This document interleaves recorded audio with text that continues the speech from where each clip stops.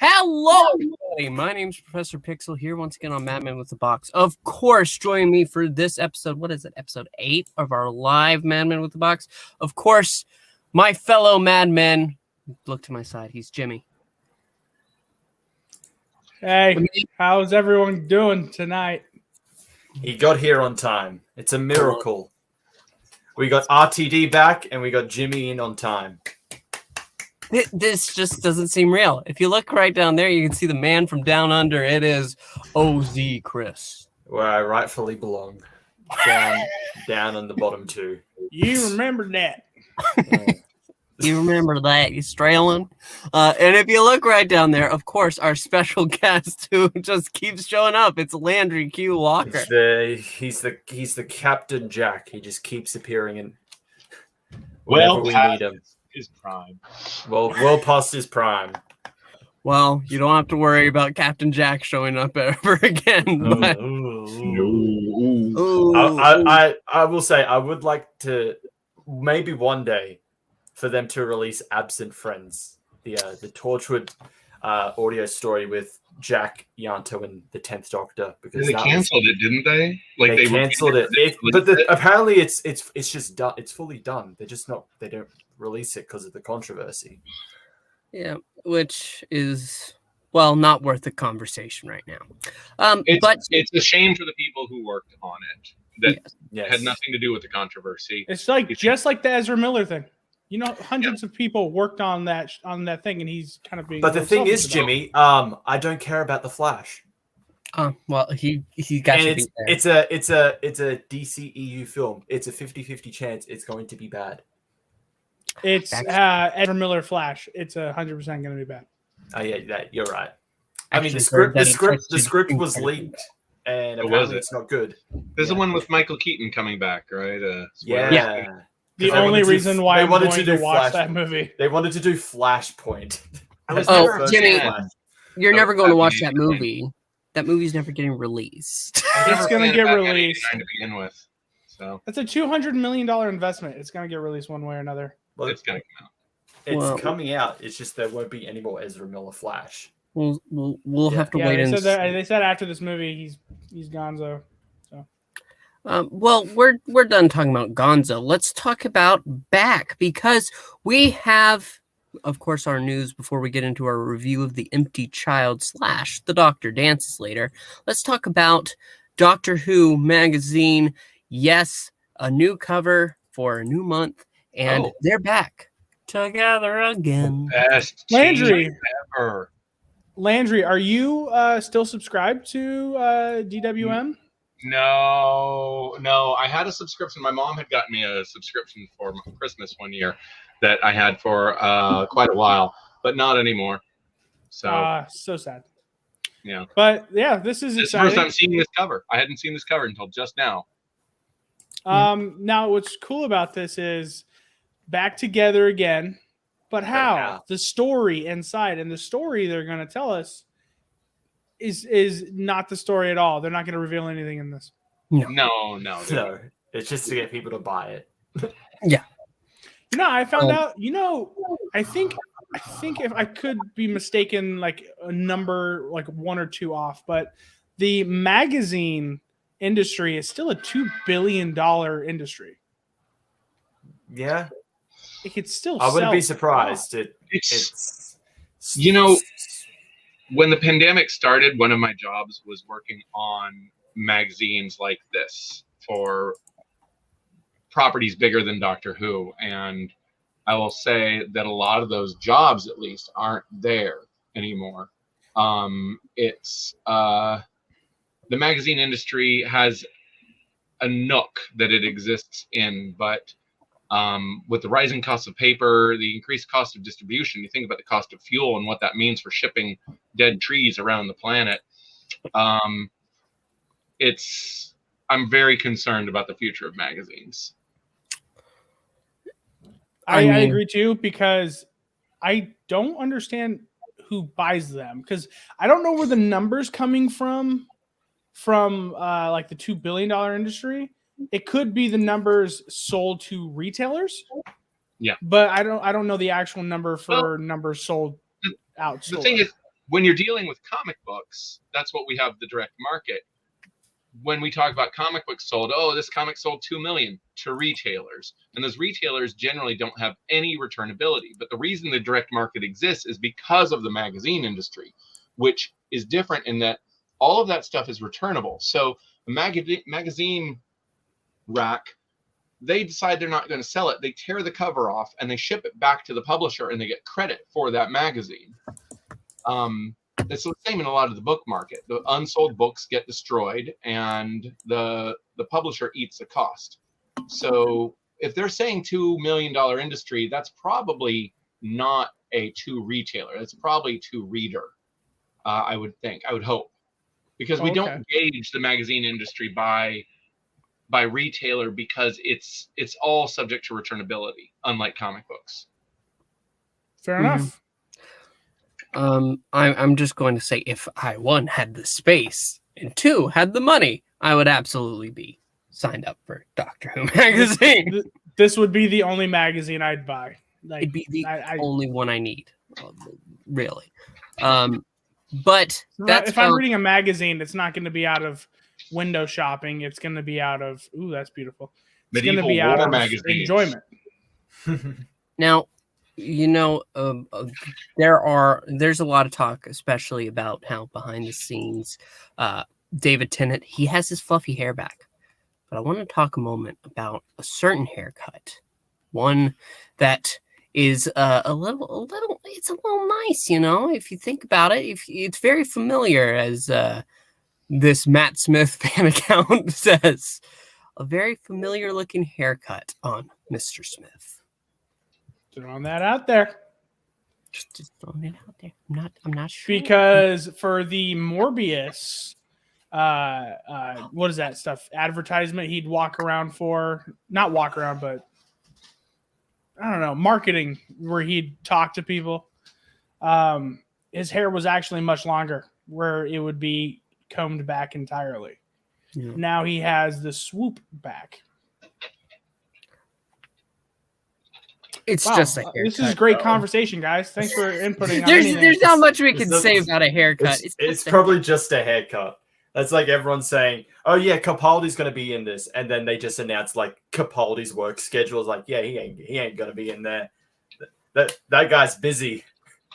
Well, it does actually bring up another post that Jimmy actually shared throughout the week. It's my favorite one, and it talks about how this is just as viable as the other one.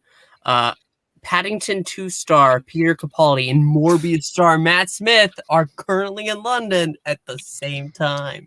Yep. Morbius star. Ouch. Ouch. I hate this post so much. Paddington 2, I can understand. But come Morbius. on, guys. If you're having those two in the same sentence, just say Doctor Who. It saves characters so you can say something else on Twitter. I mean, they could have said Terminator Genesis star, and it would have had the exact same effect as Morbius. I'm going to take a phone call. I'll be right back. Wow. That's Landry, how professional. We ran off Landry Q. Walker. There you go. You see that? That works. Yeah, that works. Okay. I'm very interested in this conversation. But he's broadcasting live. He didn't even mute it. He didn't mute himself. I don't think he knows how. Do you know how to mute yourself, Landry? I didn't care. We didn't hear much of it, so. No. I just got to get up at 10 o'clock in the morning and get set for pouring concrete. That's what that was about. That's going to be fun. I do have to say, Paddington 2 is almost a perfect movie. Is Peter Capaldi in Paddington 1? No. No. He's only in the second one. He's in the first one, actually. He's actually the villain in the first one. Oh, I haven't seen it yet. I just rewatched World War Z this week, and he played one of the doctors in the WHO facilities, and I was like, whoa! But it's cool. If you look in the credits, he plays. They title him as the WHO doctor. Yeah, so doctor. The funniest thing about that is I actually saw World War Z when it came out, Same. sat down, and Oh, it isn't good, no. But the funny Yes, thing it is. it's not that good, no. Yes, it is. It's okay. The best part about it are the freakish zombies, okay? But if you go ahead and you sit down, you watch, at that time, Peter Capaldi was just announced as the next Doctor. I remember it well, fondly. You want to feel old? It came out. World War Z came out 9 years ago this week. No. 9 years ago? I was already. That hurts. That I mean, hurts. I was already over 40. Mm. I skipped out on the Image Expo to go watch that. Yeah. in San So Francisco. next we got a really cool. Someone showed us the a behind the scenes scoop of the 11th Doctor. It was behind the scenes. We didn't really get to see it when it came out, but it was recently released. And if you guys want to see it, Pixel, you want to show it real I quick? don't want to see it. Why not? Yeah, it was recently on TikTok. Oh, get it. The Doctor Get it. dances. The Doctor dance. Rose, I remember how to dance. Oh, no. That's Blandry's like, I need bleach for my eyes. Anyone? No, it's back. No. Oh, It's Take it off. second time. Take it off. Okay. I want to talk about something that actually is really cool. We did a review. I don't think it was last week. It was the week before last of Doctor Who and the Daleks. Well, recently, it has been discovered that there was a third script made. really? Yes, it wasn't yes. for it would have involved the Daleks, but it wasn't actually based off of the episode like The Chase, like previously it was thought of. In fact, I'm guessing the son of Milton, as we can see here, is the one who found it. It actually featured a movie with two doctors, a young Doctor Who and an older Doctor Who. It's actually a really interesting article, but I'll go ahead and leave it right here for a second, just to let that gestate in your mind. Wait, scroll down. Let's go down a little bit more. And if you guys want to get even more excited, I'm about to send you guys something here in a second. That's interesting. All right, here you go. That's I'm interesting. sending another thing. That's interesting that there was the plans to make a third film, because weirdly enough, I think even before this news came out, in the novelization of Day of the Doctor, 10 and 11 said they'd like to pitch a third movie to Peter Cushing, because the Doctor Who films exist in that universe, at least in the novels. So That's pretty cool. that's a fun little I'm seeing Now- if a screenplay exists for this, I'm seeing a Big Finish works. Just wait. Oh, Well, yeah. you're in luck. Well, You're in luck. that's why Put Lost up the Stories thing. exist. Put up the thing I just sent. Put up the thing I just Right sent. here! It's right here! Jeez, calm down, Jimmy. Stop yelling. Big Finish said, "Would you want to see an audio drama adaptation of the unmade third Dalek movie?" Yes. Obviously, yes. Everyone has to release say it as yes. part of the Lost Stories. Yes, obviously. All right, so everyone should go on and comment and say yes to that tweet so they know. I'm just saying yes to the void here. Like, I'm going there now. Where do I find this? Yeah. Pretty sure I said yes. I I don't have know. just tweeted yes live. It's happened. Yes. Yeah. Simple as that. It's gonna happen now. Right? That's how it works. Yes, that's because Wait, the I mean, intern yeah, that they know- the they intern that watch runs us. this account definitely has control over Big Finish. Hey, they watch us. They know. They're like, oh, if Mad Men need it, we got to get to it. I mean, it's the perfect Lost Stories entry. The Yeah. the unmade third Doctor Who film. I want a I'm Marco Polo one. I'm going to go get the Blue Yeti mic I have access to, set it up, and go ahead and start my auditioning right now. Just a small role. Not young doctor, just background character that does something. There we go. It's happening. Well, if it's following the Dalek trend and it wasn't going to be the chase, what would it be? Well, it was supposed to be, I believe the article said it was titled the Doctor Who's Greatest Adventure. Okay. Sounds fun, I guess. I mean, you don't want to see his working worst title. adventure. Yeah, it sounds like I mean, we've kind of seen his worst adventures. Orphan 55. Sorry, I just need to clear my throat. So, Pixel, if you're auditioning for it, I think that would be good because you got the perfect face. Oh, the perfect face for radio. Wow. Yeah. Thanks, Jimmy. Wow. Yes. Ouch. Such a compliment. Dang. Such a compliment. Let's go ahead and talk about another rough-looking thing that we have access to. Jody Hauser, who's written quite a few books, has posted today spoilers for the next Doctor Who comic. And it's Weeping Angel eating spaghetti. Somebody touching my spaghetti. All right, easy on the Italian stereotype. Are the Weeping Angels all going to be voiced by Chris Pratt? No. It's Listen. me, Weeping Angel. Chris. Listen. My spaghetti quote is from a very iconic cartoon. Okay, somebody touch it. Hey, I'm great. just suggesting a Family very. Guy? I'm just suggesting a very well-known Italian actor. Okay, he's getting all these Italian roles, so. No. Marlon Brando wasn't Italian, yet he played Don Vito Corleone.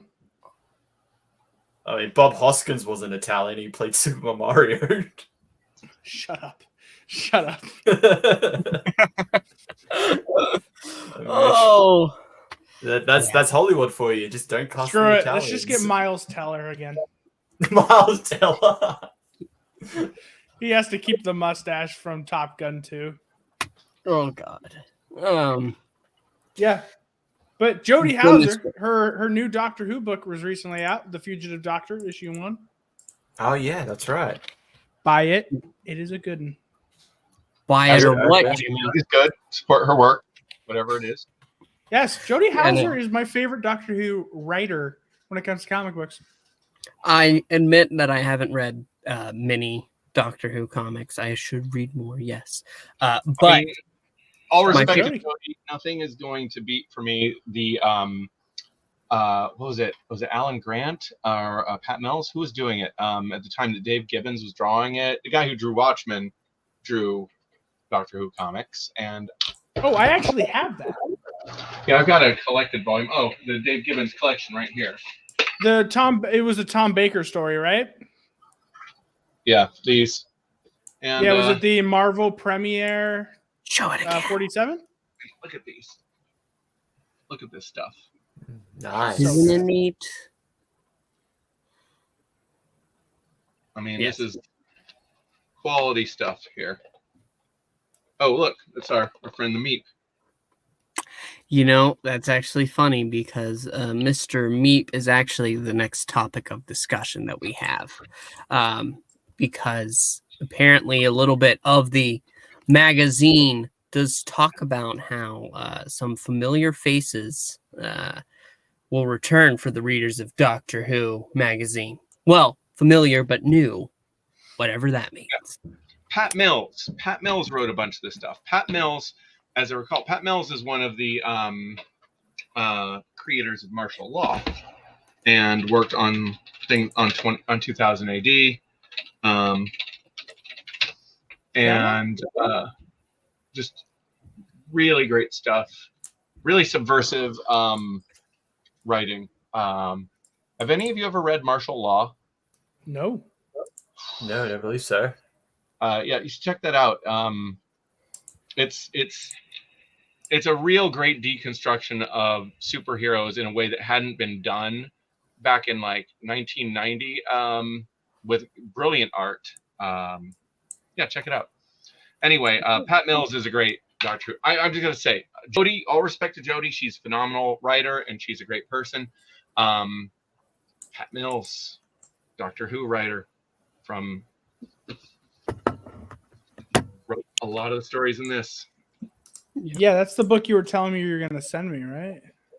Oh yeah, right. It was totally this book. Yeah, That definitely. was a gift Absolutely. from Eric Jones. Would really, you just want. Why don't you ask Eric to send you one since he's giving them out? Apparently, he's just giving books away. People he's known for decades. Which we have been acquainted. You have met him online and once, twice, 3 times. Eric, you've met him in line?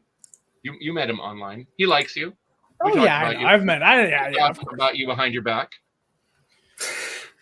All the comics creators get together and have a talk about Jimmy. Yeah.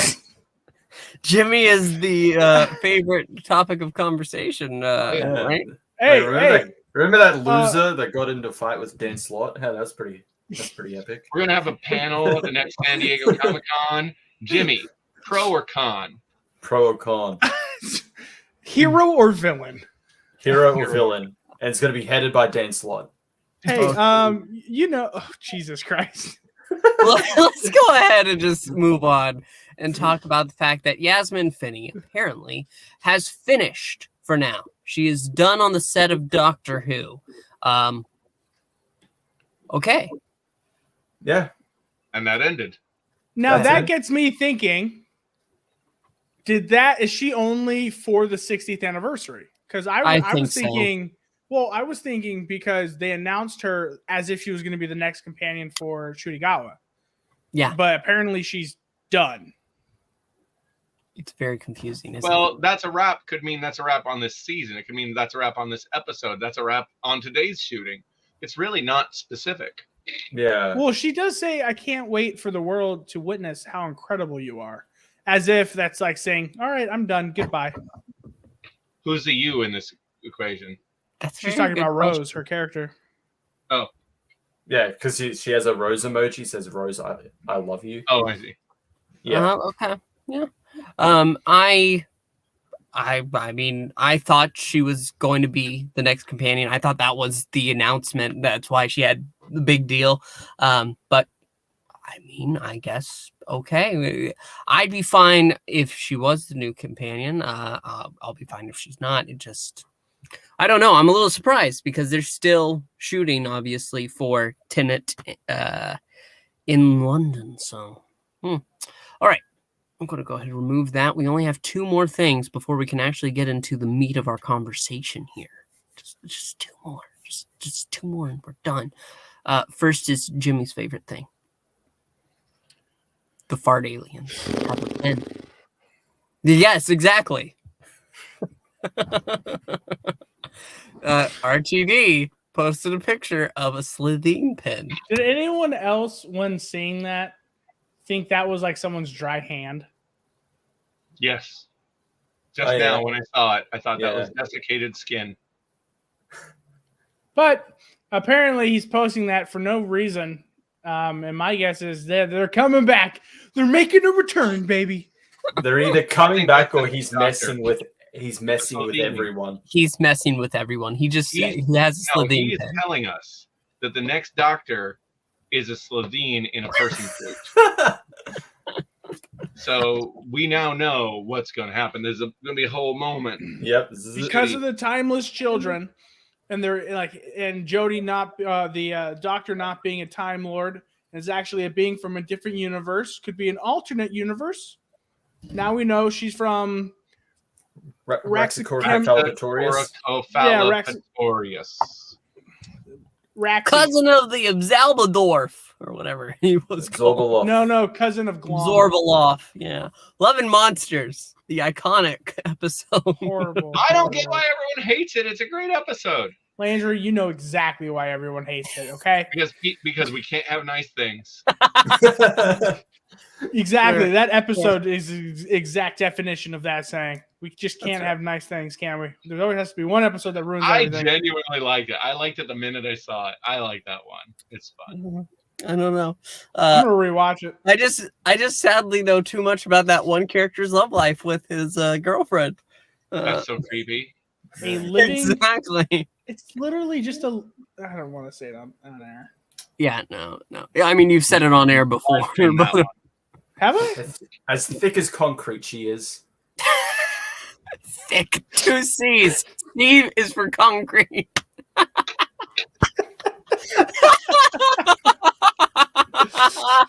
Oh boy.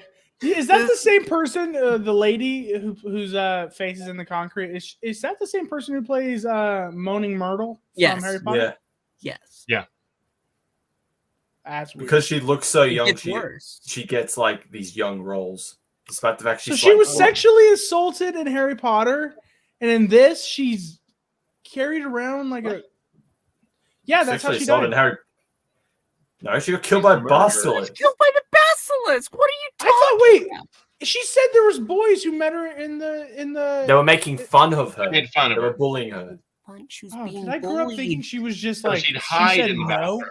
Yeah, she hides in the bathroom, and then Yeah, the I basilisk grew up. is there. I grew up thinking she tried to say no, and then the person killed her. Oh, that's weird. No, Jeez, JK Jimmy. Jimmy. This is J.K. Rowling.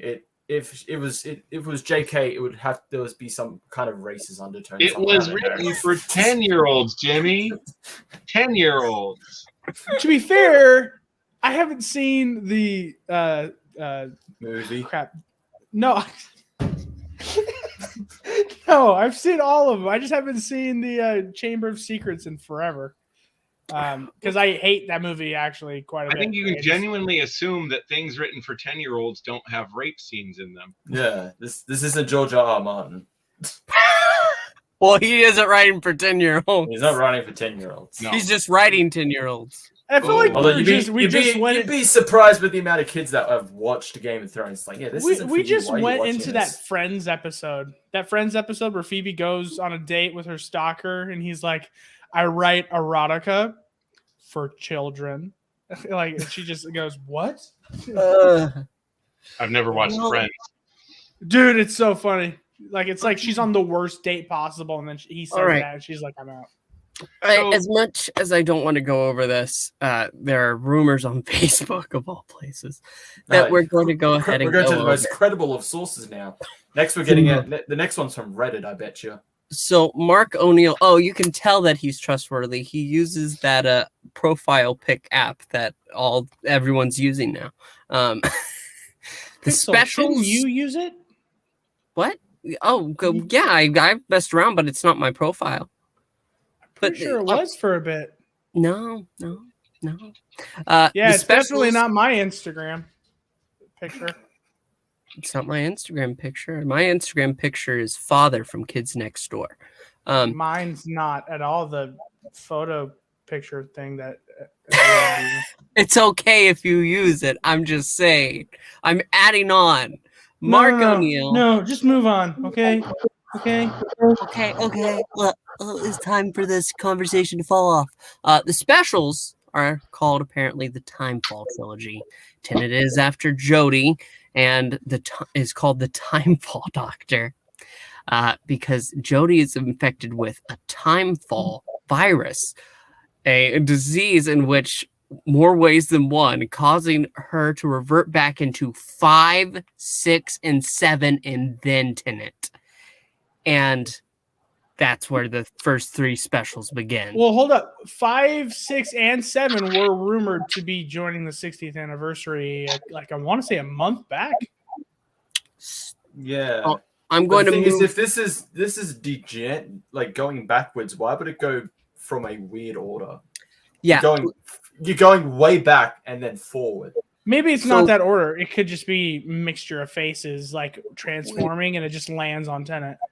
We see right here, because Peter Davison, Colin Baker, and Sylvester McCoy it is heavily believed that they're going to be in the centenary, and that's where they're coming out. Mark is saying that centenary or the 60th?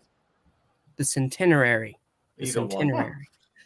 And they are pretty much if the leaks are to be believed, they're in that.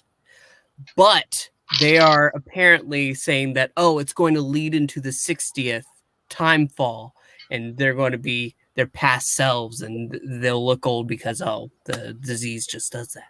I like the name. Timefall is pretty cool. It's not happening. It's not. Because I don't think Chibnall coordinated with RTD and how he was handling Jodie's regeneration at all. And two, it's 10-teen, guys. It's happening. It is going to be a degeneration. It might be the time fall. He's not going to be 5, 6, and 7 for a couple specials and then becomes 10. Crispy Pro, another YouTuber, had a video today saying a pretty good theory that the David Tennant character is actually a multiverse doctor, because we've seen multiverse with RTD's writing with series 2 closing. He did the alternate universe with Age of Steel and Rise of the Cybermen, and just saying that's the same place where the Metacrisis doctor went. I'm telling you guys, it's 10-teen.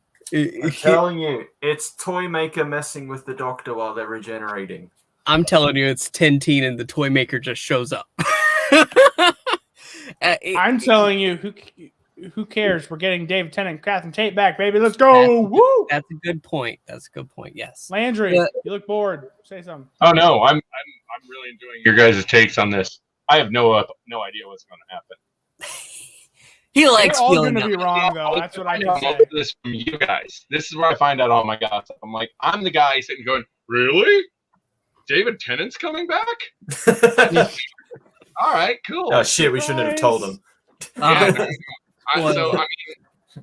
so it's like my opinions. I think David Tennant is probably going to be the Doctor, and that Donna will be what's her name will play Donna, and that'll be a thing. That'll be it. Yeah, I think it's going to be pretty basic. Or it could be those two are actually from a different universe, including Donna, and that's why her mind didn't explode.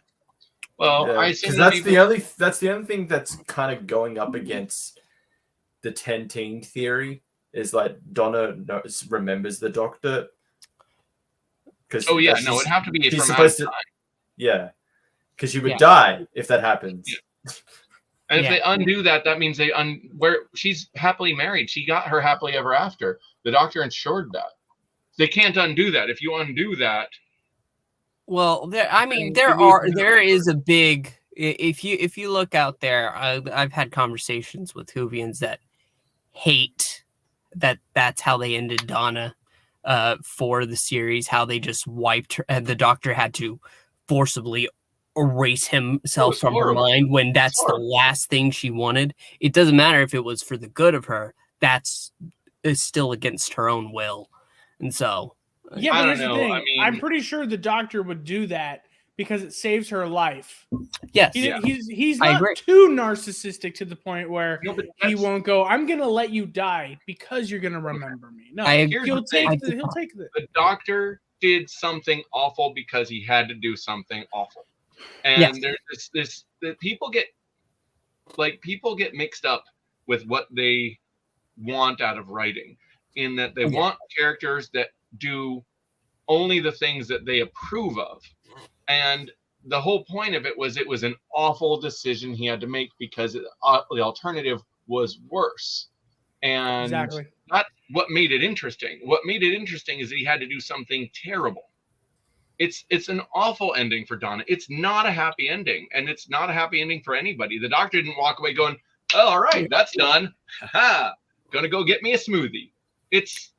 I get that. I understand, and I agree. I concur. But it was terrible. It was so sad. I am still saying that the reason why, and I've come around because when we started hearing the rumors and Jimmy was all aboard the Tennant returns train, I personally. And who was wrong? Who was wrong? I said I wasn't a fan of it. You said that was never going to happen. Well, to be fair, I'd have to go back. Maybe it's in the lost episodes you never released, Jimmy. I don't know. Maybe I'll dig through and find out. But when I came around to the idea of that it is Tintin, I think that doctor specifically, is one of the few that has that grip on their own sense of identity. So far so that they did not want to let go. They weren't ready to regenerate. They were forced into that against their will because he had to say will. But if he has this face again and I'm back, and at the end of that he's able to come around to accepting that he has to move on to let another one of himself come in, I think that's a good story arc for the character. I don't know. Just with that face, that's what hits with me. I think the only other Doctor to fight against his regeneration at the time when it was filmed, nothing retcon-wise, is the second Doctor. Of course, it was a regeneration forced on him. Yes. Yeah. So. Peter Although, Capaldi... would you really say Ten's regeneration he was forced to? Because he chose to save Wilf. Oh, I just mean that he fought against. He didn't want it. He really he fought against leading up to it, but when it came to the moment where it's like, okay, this is where I'm going to start regenerating. Is if I have to sacrifice myself to save Wilf, he chose to sacrifice himself to save Wilf. Yeah, but if you every doctor would have watched that moment, but if you watch that moment, except for Jodie Whittaker. Him who said, we get that line. I could have done so much more. He wants to go on. He's the only doctor that really feels that way, where it's clamoring down like, I don't want this face to change. I'm done. If David Tennant's first words back are not, I get to do more, fire. Not every doctor would do it. And we saw that in with Fifth Doctor when what are those? What's that episode? The Brigadier comes back and Turlo is introduced.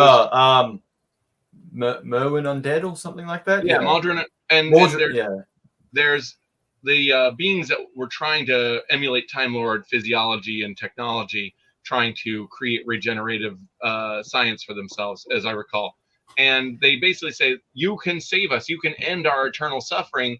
Give us your regenerations. And he's like, no, that I would die.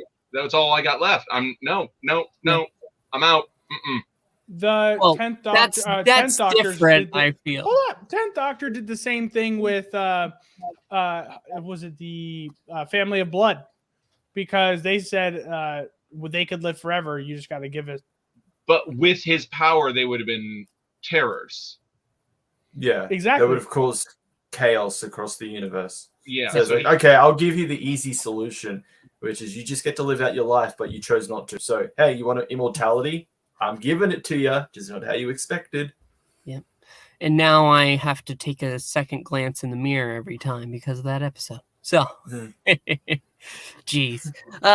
Well, that's certainly something we could say for RTD and Moffat. They know how to chill us to the bone. But that actually is a great segue for our topic of conversation for the evening, the two-parter, The Empty Child and The Doctor Dances. Who wants to start? I think it was up to the dice, so we'll ask them. I was going to say it was up to the dice to pick the episode. Landry hasn't gone first ever. Let's let him go. That's right. You're our guest. Sure. Oh my God. Okay. What to say about this episode that hasn't already been said? I don't know. I mean, it's good. I like it. I like Captain Jack. I like the squareness gun. That's the part I always remember is the squareness gun. It was such a great bit. What about the banana fields? That was once a. Oh, I love it. I love that. Bananas are good. I always quote that whenever I'm buying bananas. Actually, bananas are good. I didn't love this two-parter when it came out. I like it better now at the time, I mean, I liked the Doctor. I liked Captain Jack. Not super big, and I've mentioned this before. I'm not super big on humanity having time travel in the Doctor Who universe. Not anything, with the time agents, right? Yeah, I'm not big on the time agents in general. Like, maybe if they did something really interesting, I would like it more. And Captain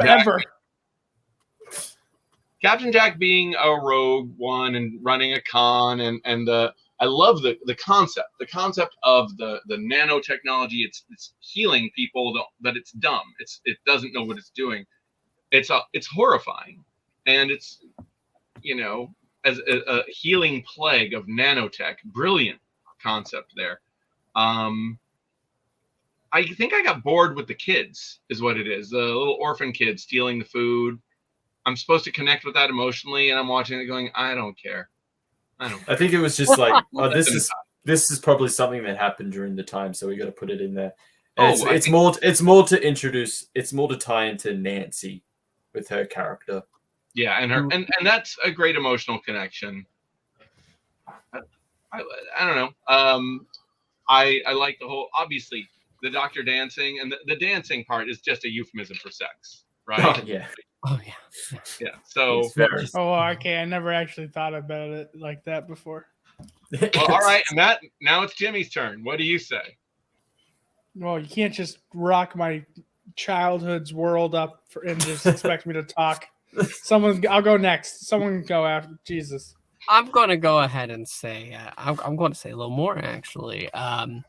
There's a lot to love about this episode.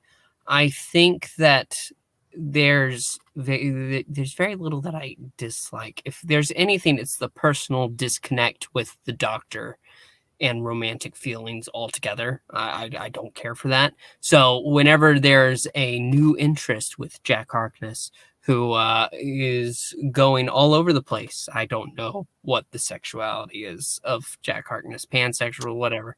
Everything. He He's every sexual. he wants to be in any moment. That's right. But with the introduction of him and how open he is about it to Rose, that leads to complications with her feelings for the Doctor. And that's my only drag of the episode, only because I don't care for that aspect of the character. I agree. But that being said, the nanotechnology going in, I forgot the exact details of the empty child, why they were turning into that. So their faces morphing into gas masks because the nanotech thinks that's how a human is supposed to look. Their skin into it. That Dr. Constantine moment was terrific. Mm. That's Captain Jack's motto. If it fits, I'm hitting it. Yes, that is basically him.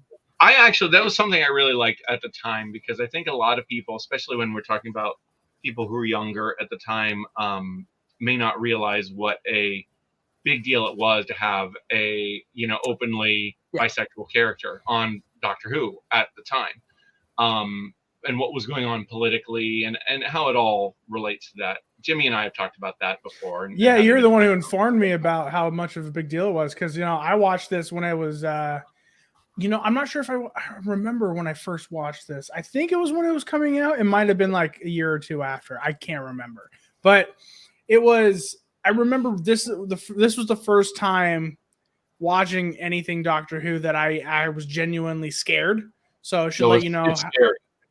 That should let you know how young I was. Like I was pretty young when I watched this. And I actually watched the first one and didn't finish it because I was so scared. So I came back probably way later and finished it. And I was like, wow, that was really good. And I can't remember which Doctor it is, but this is his favorite of all time. But with Captain Jack, because when I was young, I just go, oh, he's gay, and didn't think anything of it. Yeah. And then I was like, why is this a big deal? And Landry literally had to inform me. Like, there was riots at the time for gay marriage. Yeah. I didn't even think everywhere. about it. We had in in the U.S. here, we had states that were legalizing gay marriage, but then and against like federal law. It was a whole thing, and it's amazing how quickly we acclimate to these changes as a culture. It's good how quickly we acclimate to these changes. But it's one of the jobs of fiction can be to like the interracial kiss in Star Trek between Kirk and Uhura, is to desensitize younger viewers to these things so that they don't find these things so taboo when they get older. And Doctor Who, this episode, by introducing Captain Jack, because we don't get such a highlight on it here as much as I think we do later with him. But it's a bit of a groundbreaking step in science fiction, and this show in particular, to have taken, I think. That's underrated historically. It's fantastic. I definitely feel that Jack is a rich character. Obviously, with the actor, there's huge controversy, but for the character himself, he does have a standing in the Who universe that I think is kind of being shrugged off right now, and it shouldn't be, because no matter how you feel about Mr. Barrowman, the character himself is still worth the notoriety that's put on him. Chris. Yes. So, I really enjoy this episode. Like Pixel said, like, controversy aside, Captain and Jack, amazing addition to the series. I still think he is a mid-tier companion, because I feel like Jack works as only that special appearance, or he's in Torchwood. Agreed. That's when he's, I think, most effective. As a companion, he doesn't work as well, mainly because you already have Rose there. So, but Captain Jack, absolutely loved him in this episode. Great debut. You get everything with Jack, just how he is. Aside from the whole "I'm missing 2 years of my life," which I don't recall they ever touch on in anything else ever. That's like how they could have solved that. They could have solved that in Resolution. Yeah. No, they could have solved it with Time Heist with Peter Capaldi. That thing brings back people's memories. Could have been used on Captain Jack. Maybe. I mean, yeah. It's an integral part of his backstory, and they've never addressed it. But regardless, the character's great. The empty child, is just terrifying to watch. Like younger, I would say the first part, Empty Child, is definitely, I would say, scarier than the Doctor Dances. Yeah, true. Because they really want to terrify you with the Empty Child in the first one. It works really well, and they don't use that as much in the second story, because they just want to go through the whole this is how it came to be, and then you get the reveal. And like I said earlier when we were talking about like Nancy and the kids, that's a good. I'm like realizing it now. That's a good little hint to tell you that she's actually Jamie's mother, because she's acting as a foster mother for these children. So I'm like, there's setup to it. There's setup. Or, hear me out now, the main child who keeps going, "Are you my mummy?" is following her, and only her saying, "Are you my mummy?" And that as well, yeah. That should have been a dead giveaway, but the fact that they hit it so but they well. They are immediately just following her. You just say that again? It's not immediately clear that he's just following her. We figured that out as we go. Yeah, we figured that out later, like towards the end of Empty Child. And no, it is only following her, but it started following the Doctor, because he told the Doctor, he told the kid to go to its room, and they were in there, and so they just started. He was like, "This is my spot. What are you doing?" So it wasn't really technically following anyone else. I love that moment so much. You go to your room, and then 10 minutes later, wait, the tape just stopped. Yeah, that's a great moment. Yeah, I just told it to go to its room.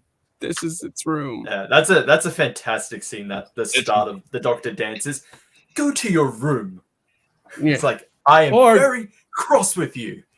So Go to your room. Oh, I'm so happy that worked. Those would have been terrible last words. Yeah. I miss Eccleston as the Doctor. I do. We did I not love get- how he says ringing. I love how he says ring. Ringing. It can't be ringing. How I didn't Eccleston even says notice. that. Yeah, because of his accent. He doesn't say ringing. I He think pronounces Christopher the G. He pronounces the G. Ringing. Ringing. Oh. I think This phone Christopher should be Eccleston ringing. Yeah. could literally be the best Doctor. Like, I'm starting to come around to the idea that he was the best because he went from being the funniest with wit to the most with PTSD, and you can see his emotional range, to the smartest in like a snap of a finger. He could switch perfectly. He could be the funniest. He He's could a be the phenomenal saddest. actor. I think he's the best actor for Doctor Who we've had. And Peter Capaldi could be second when talking about acting wise. I would flip those two, but I think they're both brilliant. Well, Peter Capaldi had 2 more seasons to deal with. And, Eccleston only had 1. But with what he did with that 1 season was so impactful that I think I got to give it to him. He also had Russell T Davies, where Capaldi had Moffat, and I think Russell T Davies is a stronger producer. Yes, but Moffat is a stronger writer when he's not, running out of steam. I mean, he took on too many things. Yeah. I mean, I look don't at respect Moffat's season plan. season 5, and then you got season, I want to say, what's that? Season 9, and he only had that 1 season of Doctor Who, and then he had Sherlock in between that and season 9, I believe. Well, I'm just going to go ahead and say that when it comes to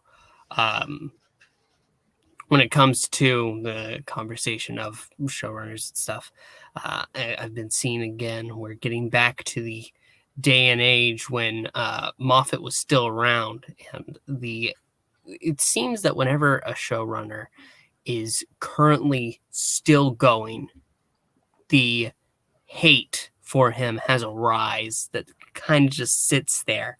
And then when he's gone, we've come to realize just how great his era is. But slowly, it's getting that uptick again. That you notice. That's never going to happen with Chibnall. Well, no. I'm not talking about Chibnall. I'm talking about Moffat. That how the hate slowly rises, just like for RTD. But that's mostly from Thasman fans. You know what's funny? I watched the teaser trailer for Jodie Whittaker being announced as the 13th Doctor recently, and I saw so many people comment, "Thank God Moffat's gone! Thank God Moffat's gone!" And so I commented, and like 5 of them saying, "Now we wish he would come back." Yeah. It's also funny that we mentioned Moffat because he is the writer of this episode. So, Yes, I think Moffat under the RTD era has some of his strongest episodes clearly here, and so. Oh yeah. I mean, the two of them together, producer Russell T Davies, Moffat writing, you're gonna get great stuff out of that. Yeah. it's like Ed McKay and coming together. like the people who are doing the Russo brothers and the Coen brothers, and you got The Duffy Brothers. The Duffy brothers, but you also got the people Ed McKay and whoever's doing the Lord of the Rings series and the Game of Thrones people. I want that like duo to be for Doctor Who with RTD and Russ and Stephen Moffat. Those two together being writer producer together, I think we could have the greatest single season of Doctor Who ever if it was only 1 season. Potentially. But I think that gives us a good time to go into ratings for this episode. Our ranking out of 10. So, Landry, how about you start us off? You started the conversation. Give us your rating. What's great is I don't have to do multiple rankings. Classics, I think you have to give it a rating on how it felt at the time versus now, how it sits against today's. But this is modern enough. We don't need to do that. Okay. I'm going to give this one a 7.5 for me. I'm a little bit critical. The pacing for me wasn't perfect, but it is a really good episode, a great concept. Horror with a sci-fi explanation is where Doctor Who is best. But I'm going up to an 8.5.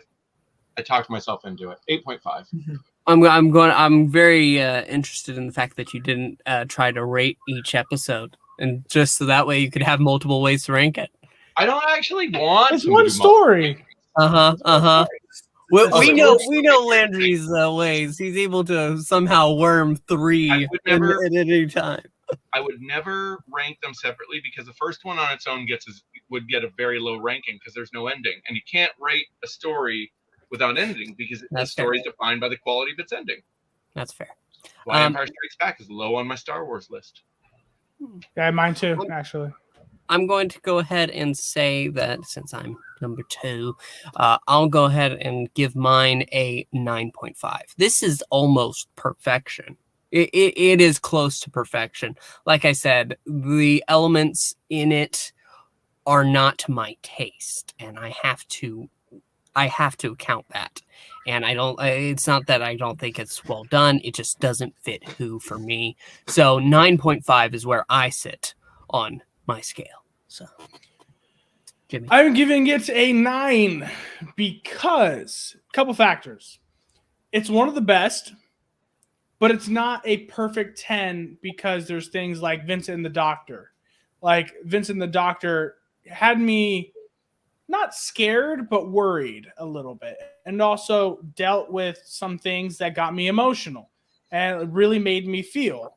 And then you got Family of Blood and Human Nature, which really just showcased some of the greatest acting for Doctor Who we've had with David Tennant and Martha, however you say her last name.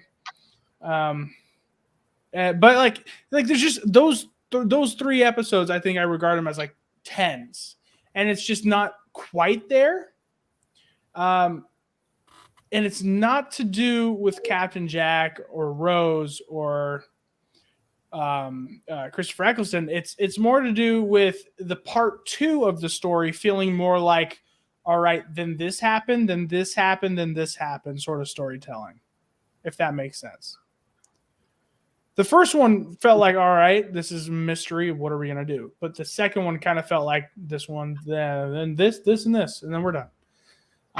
But overall, I really enjoyed it. I think it's one of the better episodes of Doctor Who. And 9. Okay. 9 for 9. Chris. I am also going to go with a 9 out of 10. It's a fantastic episode, but it's not perfect, but I still look back on it fondly. It is definitely an episode I will always go back to watch. It has a lot of it's great reviewing qualities to it. I love this episode. I love Jack in it. A fantastic introduction to his character. I don't know how any better way you could have introduced a character like Jack into Doctor Who with this episode. You get, aside from, like we said, the whole 2 years missing, you get you just know everything about Jack instantly. He's a con man, but he knows when he's wrong and can change. That ending where it's like, oh, he's just gone off to just escape because that's just who he is. He's kind of a coward. He thinks for himself. Nope, he's there to stop the bomb, but he's there to sacrifice himself. And nope, we can't kill him.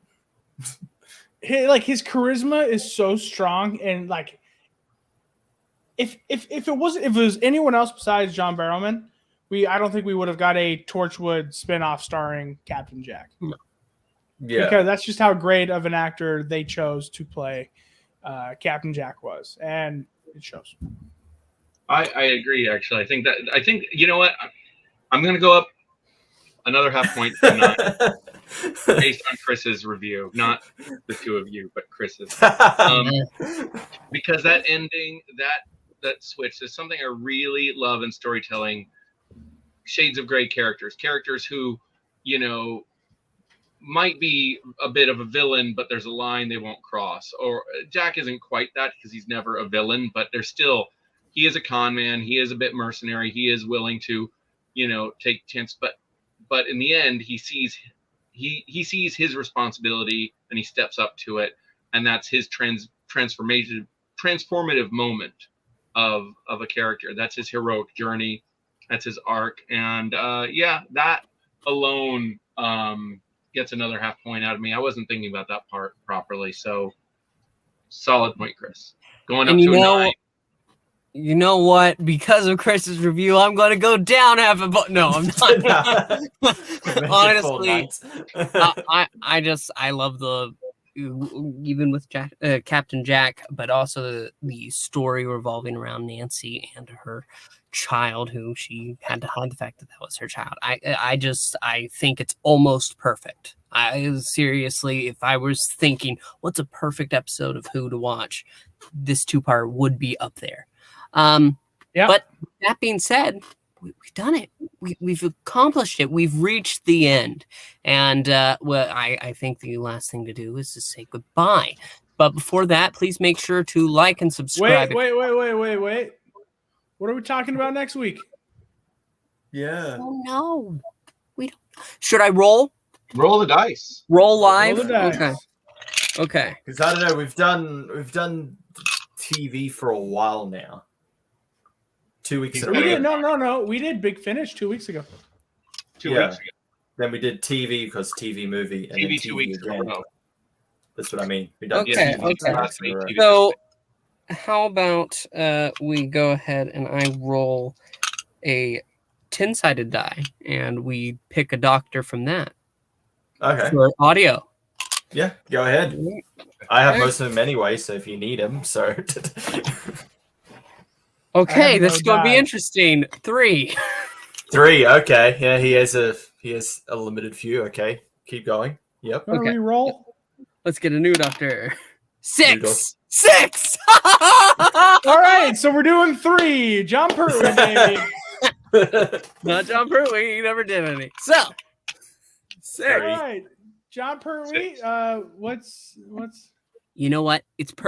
You know what it's time for. I think it's time for Trial of the Valyard to give that a proper send off, and I'll post the Trial of the Time Lord Lost review because Jimmy never edited it, and that'll be a perfect lead up.